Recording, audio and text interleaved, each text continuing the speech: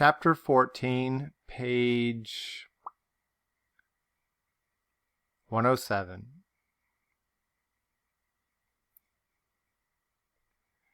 For several subsequent days I saw little of Mr. Rochester.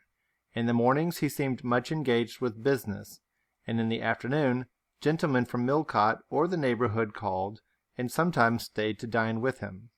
When his sprain was well enough to admit of horse exercise, he rode out a good deal, probably to return these visits, as he generally did not come back till late at night. During this interval even Adele was seldom sent for to his presence, and all my acquaintance with him was confined to an occasional rencontre in the hall, on the stairs, or in the gallery, when he would sometimes pass me haughtily and coldly, just acknowledging my presence by a distant nod or a cool glance, and sometimes bow and smile with gentlemanlike affability. His changes of mood did not offend me, because I saw that I had nothing to do with their alternation. The ebb and flow depended on causes quite disconnected with me.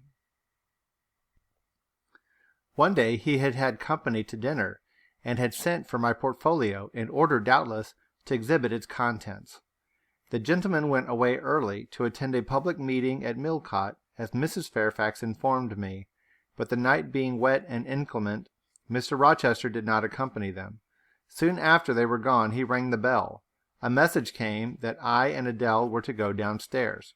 I brushed Adele's hair and made her neat, and having ascertained that I was myself in my usual Quaker trim, where there was nothing to retouch, all being too close and plain, braided locks included, to admit of disarrangement, we descended. Adele, wondering whether the petit coffre was at length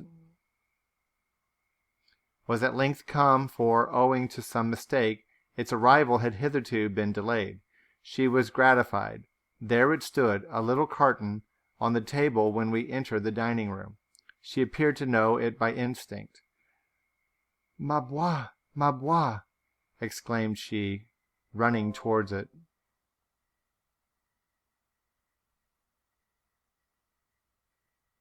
"Yes, there is your bois at last.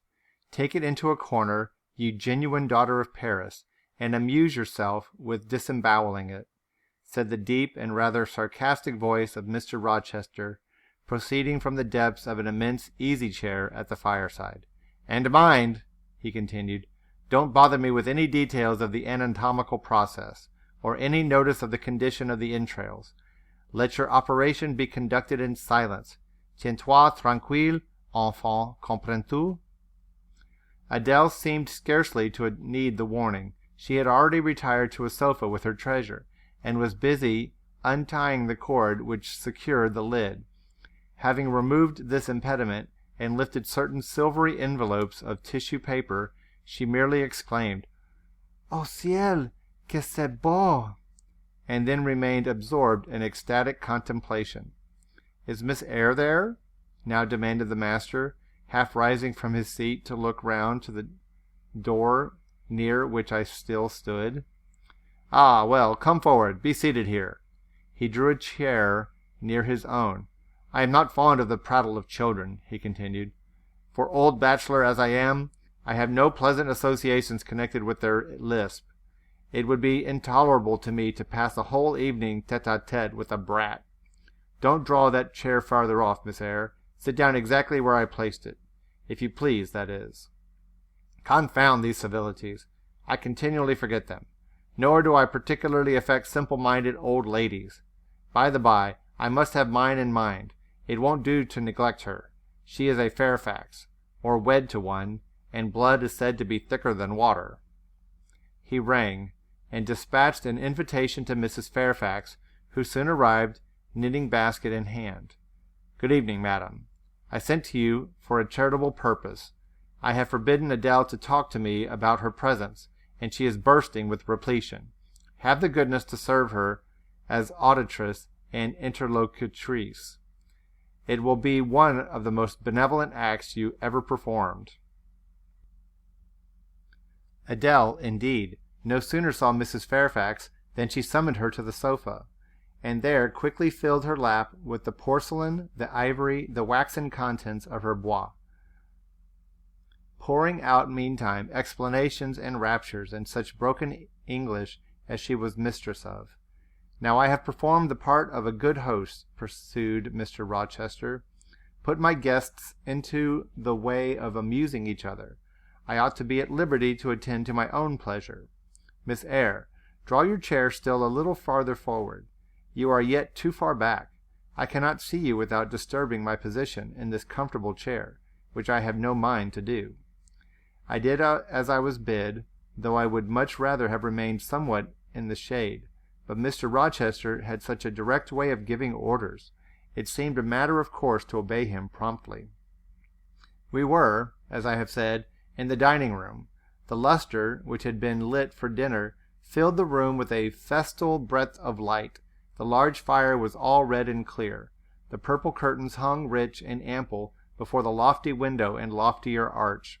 Everything was still, save the subdued chat of Adele, she dared not speak loud, and filling up each pause the beating of winter rain against the panes. Mr. Rochester, as he sat in his damask-covered chair, looked different to what I had seen him look before, not quite so stern, much less gloomy.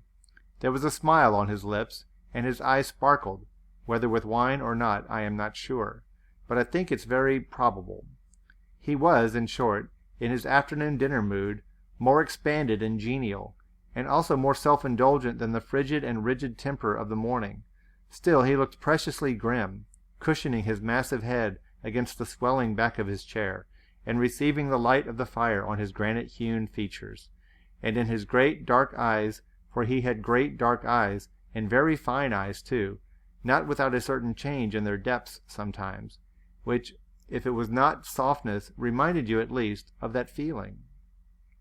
He had been looking 2 minutes at the fire, and I had been looking the same length of time at him, when, turning suddenly, he caught my gaze fastened on his physiognomy. "You examine me, Miss Eyre," said he. "Do you think me handsome?" I should, if I had deliberated, have replied to his question by something conventionally vague and polite, but the answer somehow slipped from my tongue before I was aware. "No, sir." "Ah, by my word, there is something singular about you," said he. "You have the air of a little nonnette, quaint, quiet, grave, and simple, as you sit with your hands before you, and your eyes generally bent on the carpet, except, by the by, when they are directed piercingly to my face, as just now, for instance. And when one asks you a question, or makes a remark to which you are obliged to reply, you rap out a round rejoinder, which, if not blunt, is at least brusque. What did you mean by it?" "Sir, I was too plain. I beg your pardon. I ought to have replied that it was not easy to give an impromptu answer to a question about appearances, that tastes mostly differ, and that beauty is of little consequence, or something of that sort." "You ought to have replied no such thing. Beauty of little consequence indeed. And so, under pretense of softening the previous outrage, of stroking and soothing me into placidity, you stick a sly penknife under my ear. Go on. What fault do you find with me, pray?" "I suppose I have all my limbs and all my features like any other man." "Mr. Rochester, allow me to disown my first answer. I intended no pointed repartee. It was only a blunder." "Just so. I think so, and you shall be answerable for it. Criticize me. Does my forehead not please you?" Okay, this is such a bear trap. Mr. Rochester is, again, he's verbally fencing with Jane. They're doing a little sword fight, but with words. I guess it's a test to see what Rochester's trying to figure out just what Jane is like. Let's see how Jane does. He lifted up the sable waves of hair which lay horizontally over his brow, and showed a solid enough mass of intellectual organs, but an abrupt deficiency where the suave sign of benevolence should have risen. "Now, ma'am, am I a fool?" "Far from it, sir. You would perhaps think me rude if I inquired in return whether you are a philanthropist." There again, another stick of the penknife, where she pretended to pat my head, and that is because I said I did not like the society of children and old women. Low be it spoken. "No, young lady, I am not a general philanthropist, but I bear a conscience." And he pointed to the prominences which are said to indicate the faculty, and which, fortunately for him, were sufficiently conspicuous, giving indeed a marked breadth to the upper part of his head. "And besides, I once had a kind of rude tenderness of heart. When I was as old as you, I was a feeling fellow enough, partial to the unfledged, unfostered, and unlucky. But fortune has knocked me about since. She has even kneaded me with her knuckles, and now I flatter myself I am hard and tough as an india-rubber ball, pervious, though, through a chink or two still, and with one sentient point in the middle of the lump. Yes, does that leave hope for me?" "Hope of what, sir?" "Of my final retransformation from india-rubber back to flesh." Decidedly, he has had too much wine, I thought, and I did not know what answer to make to this queer question. How could I tell whether he was capable of being retransformed? "You looked very much puzzled, Miss Eyre, and though you are not pretty any more than I am handsome, yet a puzzled air becomes you. Besides, it is convenient, for it keeps those searching eyes of yours away from my physiognomy, and busies them with the worsted flowers of the rug. So puzzle on. Young lady, I am disposed to be gregarious and communicative tonight." With this announcement he rose from his chair, and stood leaning his arm on the marble mantelpiece. In that attitude his shape was seen plainly as well as his face. His unusual breadth of chest, disproportionate almost to his length of limb. I am sure most people would have thought him an ugly man, yet there was so much unconscious pride in his port, so much ease in his demeanor, such a look of complete indifference to his own external appearance, so haughty a reliance on the power of other qualities, intrinsic or adventitious. I gotta look that up. Hold on. Okay, adventitious means happening or carried on according to chance. To atone for the lack of mere personal attractiveness, that in looking at him, one inevitably shared the indifference, and even in a blind, imperfect sense, put faith in the confidence. "I am disposed to be gregarious and communicative tonight," he repeated, "and that is why I sent for you. The fire and the chandelier were not sufficient company for me, nor would Pilate have been, for none of these can talk. Adele is a degree better, but still far below the mark. Mrs. Fairfax ditto. You, I am persuaded, can suit me if you will. You puzzled me the first evening I invited you down here. I have almost forgotten you since.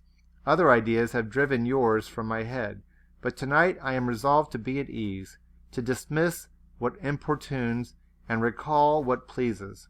It would please me now to draw you out, to learn more of you. Therefore speak." Okay, so Rochester sees Jane as intelligent enough to have a conversation with. Well, at least when he's bored and has nothing better to do. Instead of speaking, I smiled, and not a very complacent or submissive smile either. "Speak," he urged. "What about, sir?" "Whatever you like. I leave both the choice of subject and the manner of treating it entirely to yourself." Accordingly, I sat and said nothing. If he expects me to talk for the mere sake of talking and showing off, he will find he has addressed himself to the wrong person, I thought. Again, she didn't say it. That's just what she was thinking. "You are dumb, Miss Eyre." I was dumb still. He bent his head a little towards me, and with a singly hasty glance seemed to dive into my eyes. "Stubborn," he said, "and annoyed. Ah, it is consistent. I put my request in an absurd, almost insolent form. Miss Eyre, I beg your pardon. The fact is, once for all, I don't wish to treat you like an inferior. That is," correcting himself, "I claim only such superiority as must result from 20 years' difference in age, and a century's advance in experience. This is legitimate, et je tiens. as Adele would say, and it is by virtue of the superiority and this alone that I desire you to have the goodness to talk to me a little now, and divert my thoughts, which are galled with dwelling on one point, cankering as a rusty nail. Okay, so this is kind of a little bit of a test. Rochester wanted to see if Jane would just prattle on in conversation just because she was told to, but that's not Jane Eyre's nature. She doesn't talk excessively for no reason. So she sits, and Rochester catches on to this and apologizes for being so insolent. Then he tries to make things right. Let's see if they end up having a conversation after all. He had deigned an explanation, almost an apology, and I did not feel insensible to his condescension, and would not seem so. I am willing to amuse you if I can, sir, quite willing, but I cannot introduce a topic, because how do I know what will interest you? Ask me questions, and I will do my best to answer them. Then, in the first place, do you agree with me that I have a right to be a little masterful, abrupt, perhaps exacting, sometimes on the grounds I stated, namely that I am old enough to be your father, and that I have battled through a varied experience with many men of many nations, and roamed over the half the globe, while you have lived quietly with one set of people in one house? Do as you please, sir. That is no answer, or rather it is a very irritating, because a very evasive one. Reply clearly. I don't think so, sir. You have a right to command me, merely because you are older than I, or because you have seen more of the world than I have. Your claim to superiority depends on the use you have made of your time and experience. Humph! Promptly spoken, but I won't allow that, seeing that it would never suit my case, as I have made an indifferent, not to say a bad, use of both advantages. Leaving superiority out of the question, then, you must still agree to receive my orders now and then, without being piqued or hurt by the tone of command. Will you? I smiled. I thought to myself, Mr. Rochester is peculiar. He seems to forget that he pays me £30 per annum for receiving his orders.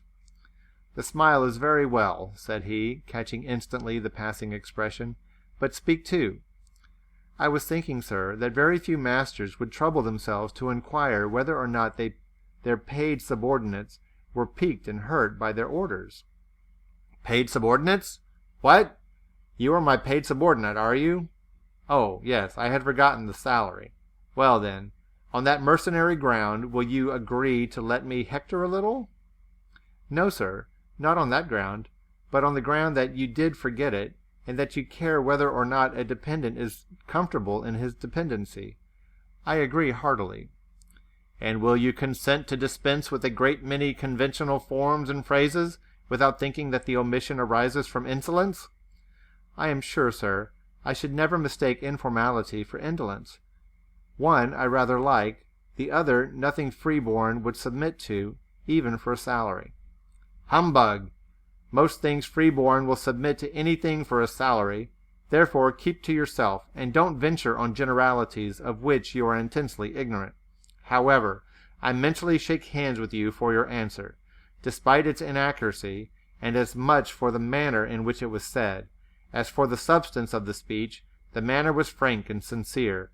One does not often see such a manner. No, on the contrary, affectation, or coldness, or stupid coarse-minded misapprehension of one's meaning are the usual rewards of candor.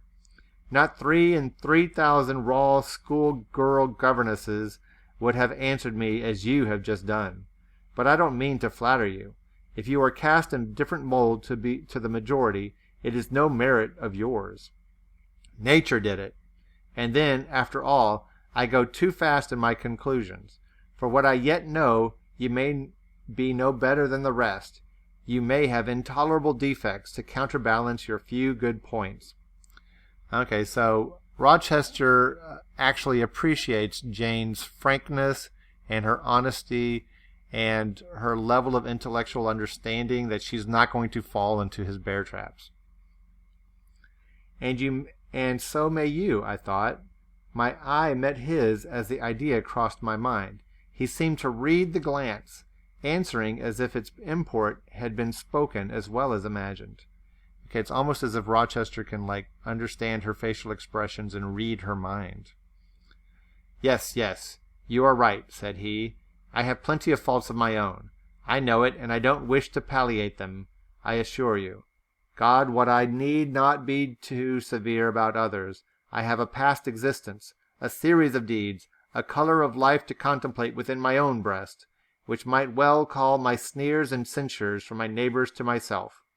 I started, or rather, for like other defaulters, I like to lay half the blame on ill fortune and adverse circumstances, was thrust on to a wrong tack at the age of 21, and have never recovered the right course since. But I might have been very different. I might have been as good as you, wiser, almost disdainless.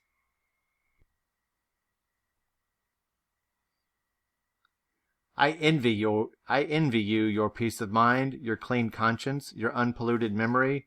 Little girl, a memory without blot or contamination must be an exquisite treasure, an inexhaustible source of pure refreshment, is it not? How was your memory when you were 18, sir? All right then, limpid, salubrious. No gush of bilge water had turned it to fetid puddle.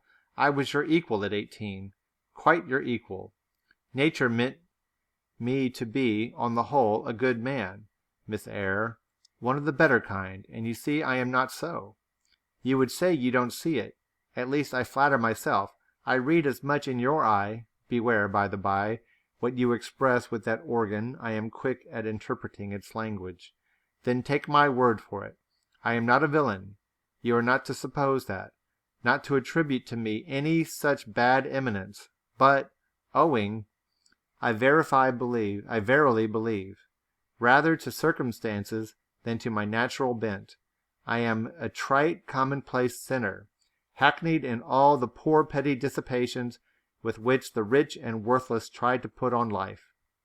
Do you wonder that I avow this to you? Know that in the course of your future life you will often find yourself elected the involuntary confidant of your acquaintances' secrets. People will instinctively find out, as I have done, that it is not your forte to tell of yourself, but to listen while others talk of themselves. They will feel, too, that you listen with no malevolent scorn of their indiscretion, but with a kind of innate sympathy, not the less comforting and encouraging because it is very unobtrusive in its manifestations. Okay, so he's saying that even though Jane doesn't talk a lot, it seems like people can open up to her and tell her things that are kind of secret without fear of her telling others. It's almost like she's the first ever psychiatrist or analyst or therapist. How do you know? How can you guess at all this, sir? I know it well. Therefore I proceed almost as freely as if I were writing my thoughts in a diary. You would say I should have been superior to circumstances. So I should. But you see I was not. When fate wronged me, I had not the wisdom to remain cool. I turned desperate, then I degenerated. Now, when any vicious simpleton excites my disgust by his paltry ribaldry, I cannot flatter myself that I am better than he. I am forced to confess that he and I are on a level. I wish I had stood firm. God knows I do. Dread remorse when you are tempted to err, Miss Eyre. Remorse in the poison of life. Repentance is said to be its cure, sir. It is not its cure. Reformation may be its cure, and I could reform. I have strength yet for that, if but where it is the use of thinking of it, hampered, burdened, cursed as I am. Besides, since happiness is irrevocably denied me, I have a right to get pleasure out of life, and I will get it, cost what it may. Then you will degenerate still more, sir. Possibly. Yet why should I, if I can get sweet, fresh pleasure? And I may get it as sweet and fresh as the wild honey the bee gathers on the moor. It will sting. It will taste bitter, sir. How do you know? You never tried it. How very serious, how very solemn you look, and you are as ignorant of the matter as this cameo head. taking one from the mantelpiece. "You have no right to preach to me, you neophyte. You have not passed the porch of life, and are absolutely unacquainted with its mysteries." Okay, so here they're in a deep philosophical discussion. He is making a claim that you cannot make up for your past, so you might as well seek pleasure in life, like a hedonistic point of view. Whereas Jane is saying, no, you can reform yourself. You can repent, and then all your sins will be forgiven, and you can be a better person for it. And he says, oh, you don't know what you're talking about. You're too young and too inexperienced to understand. Reading on. "I only remind you of your own words, sir. You said error brought remorse, and you pronounced remorse the poison of existence. And who talks of error now? I scarcely think the notion that flittered across my brain was an error. I believe it was an inspiration rather than a temptation. It was very genial, very soothing, I know that. Here it comes again. It is no devil, I assure you, or if it be, it has put on the robes of an angel of light. I think I must admit so fair a guest when it comes entrance to my heart. Distrust it, sir. It is not a true angel. Once more, how do you know? By what instinct do you pretend to distinguish between a fallen seraph of the abyss and a messenger from the eternal throne, between a guide and a seducer? I judged by your countenance, sir, which was troubled when you said the suggestion had returned upon you. I feel sure it will work you more misery if you listen to it. Not at all. It bears the most gracious message in the world. For the rest, you are not my conscience keeper, so don't make yourself uneasy. Here, come in, bonny wanderer." He said this as if he spoke to a vision, viewless to any eye but his own. Then, holding his arms, which he had half extended, on his chest, he seemed to enclose in their embrace the invisible being. "Now," he continued, again addressing me, "I have received the pilgrim, a disguised deity, as I verily believe. Already it has done me good. My heart was a sort of charnel. It will now be a shrine. To speak truth, sir, I don't understand you at all. I cannot keep up the conversation, because it has got out of my depth. Only one thing I know. You said you were not as good as you should like to be, and that you regretted your own imperfection. One thing I can comprehend. You intimated that to have a sullied memory was a perpetual bane. It seems to me that if you tried hard, you would in time find it impossible to become what you yourself would approve, and that if from this day you began with resolution to correct your thoughts and actions, you would in a few years have laid up a new and stainless store of recollections, to which you might revert with pleasure. Okay, having read this book before, and I know how it ends, this is a very meaningful passage, page 114, so just mark that, because it'll come back. "Justly thought, rightly said, Miss Eyre, and at this moment I am paving hell with energy." "Sir?" "I am laying down good intentions, which I believe durable at Flint. Certainly my associates in pursuit shall be other than they have been." "And better?" "And better. So much better as pure ore is than foul dross. You seem to doubt me. I don't doubt myself. I know what my aim is, what my motives are, and at this moment I pass a law, unalterable as that of the Medes and Persians, that both are right." Okay, the Medes and the Persians is a biblical allusion, explained over here. "They cannot be, sir, if they require a new statute to legalize them." "They are, Miss Eyre, though they absolutely require a new statute. Unheard of combinations of circumstances demand unheard of rules." "That sounds a dangerous maxim, sir, because one can see at once that it is liable to abuse." "Sententious sage, so it is, but I swear by my household gods not to abuse it." "You are human and fallible." "I am. So are you. What then?" "The human and fallible should not arrogate a power with which the divine and perfect alone can be safely entrusted." "What power?" "That of saying of any strange, unsanctioned line of action, 'Let it be right.'" "Let it be right. The very words. You have pronounced them." "May it be right then," I said, as I rose, deeming it useless to continue a discourse which was all darkness to me, and besides sensible that the character of my interlocutor was beyond my penetration, at least beyond its present reach, and feeling the uncertainty, the vague sense of insecurity which accompanies a conviction of ignorance. Wow, so Jane's ending this conversation because she knows it's not going to go anywhere. "Where are you going?" "To put Adele to bed. It is past her bedtime." "You are afraid of me, because I talk like a sphinx." "Your language is enigmatical," that means puzzling, "sir, but though I am bewildered, I am certainly not afraid."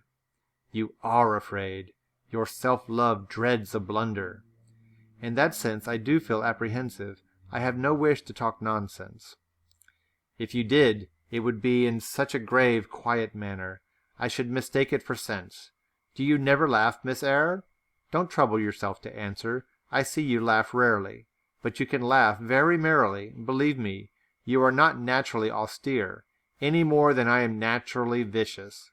The low wood constraint still clings to you somewhat, controlling your features, muffling your voice, and restricting your limbs, and you fear in the presence of a man and a brother, or father, or master, or what you will, to smile too gaily, speak too freely, or move too quickly. But in time, I think you will learn to be natural with me, as I find it impossible to be conventional with you, and then your looks and movements will have more vivacity and variety than they dare offer now. I see at intervals the glance of a curious sort of bird through the close-set bars of a cage. A vivid, restless, resolute captive is there. Were it but free, it would soar cloud-high. You are still bent on going? It has struck 9, sir. Okay, I like this prediction that Rochester makes. We will see, or you will find out, reader, if he is correct. Never mind. Wait a minute. Adele is not ready to go to bed yet. My position, Miss Eyre, with my back to the fire and my face to the room, favors observation. While talking to you, I have also occasionally watched Adele. I have my own reasons for thinking her a curious study, reasons that I may, nay, that I shall impart to you some day. She pulled out of her box about 10 minutes ago a little pink silk frock. Rapture lit her face as she unfolded it. Coquetry runs in her blood, blends with her brains, and seasons the marrow of her bones. Il faut que je le serre, cried she, et à l'instant même, and she rushed out of the room. She is now with Sophie, undergoing a robing process. Okay. In a few moments she will re-enter, and I know what I shall see. A miniature of Céline Varens, as she used to appear on the boards at the rising of, but never mind that. However, my tenderest feelings are about to receive a shock. Such is my presentiment. Stay now to see whether it will be realized. Okay, Céline Varens is obviously Adele's mother. And when she appears in her new dress, it's going to, like, Rochester is already admitting that it's going to surprise or shock him at seeing her. Ere long, Adele's little foot was heard tripping across the hall. She entered, transformed as her guardian had predicted. A dress of rose-colored satin, very short, and as full in the skirt as it could be gathered, replaced the brown frock she had previously worn. A wreath of rosebuds circled her forehead.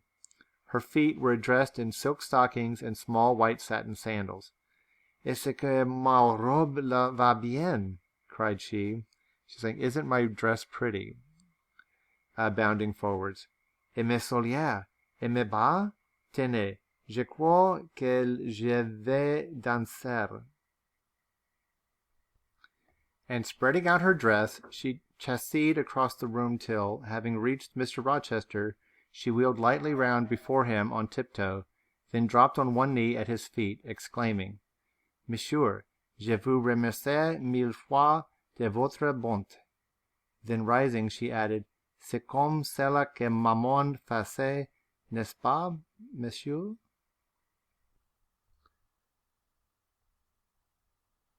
Precisely, was the answer, and comme cela she charmed my English gold out of my British breeches pocket.